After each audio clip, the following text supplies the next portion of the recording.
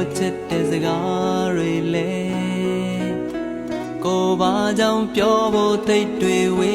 နေသလဲတပြင်းလေးမင်းရှိနောက်မှရှိုင်းနေစေဒါကိုလည်းသိနိုင်လိမ့်မယ်ကိုမထင်ဘူးအိုး